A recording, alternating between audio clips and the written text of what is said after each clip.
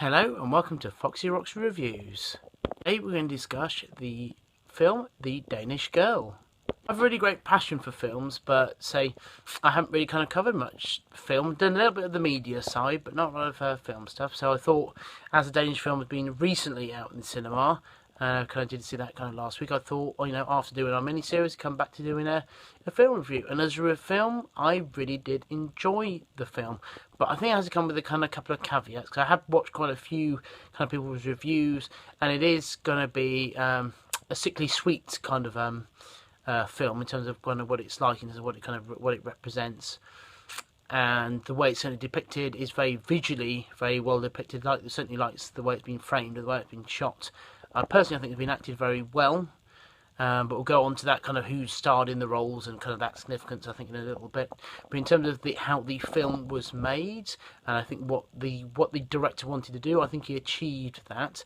I think if you don't like the docu-soap type dramas you'd see on the BBC, or those slower paced films, films or TV series, it may not be your cup of tea. I think one of the interesting points, which I think got raised by a few reviewers, especially in the trans community, was it wasn't played by the trans lead wasn't played by a transgender actor. It was a very, I think, quite an accomplished actor for their age, and certainly the previous material they've been in has also been very good.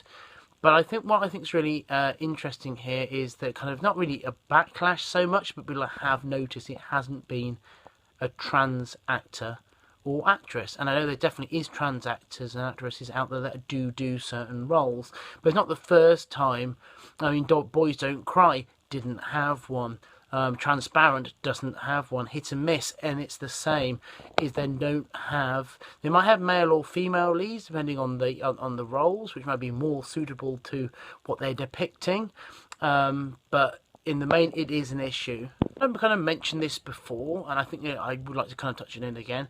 It does seem that Hollywood is very much covering a transitional phase, whether it's in earlier life, in midlife, or in later life, whether it's in the lens of children or not children, or growing up or teenage angst. It is fitting all those moulds of I'm going through a transition of sorts, or or in Trans America, where it's more like, okay, if you want to go through surgery, it's almost like an ultimatum. And even though I think it's a really interesting time to cover, visually it does fit it very well. I do think that it's kind of missing a lot of the points. I think there's a lot of other interesting stories that could be told.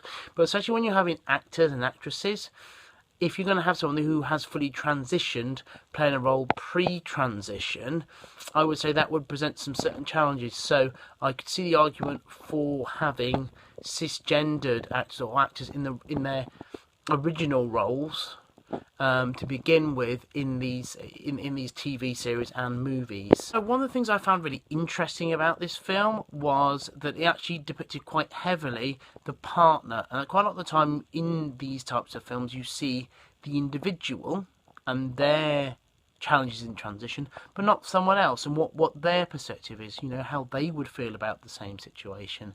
And I thought that was really powerful, that it did get examined.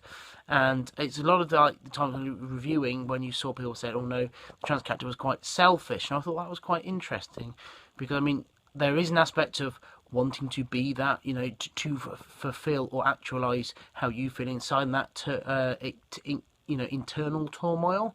But I think also to at least to acknowledge what other people might be going through is a valid point as well. I'm not saying people shouldn't transition or they shouldn't go through that change, but to be aware of how it would affect other people, I think is powerful. Overall, I like the film. And I think if you like the kind of docudrama type movies and films, I think you would appreciate it. And it definitely is depicting a part of kind of transgender history.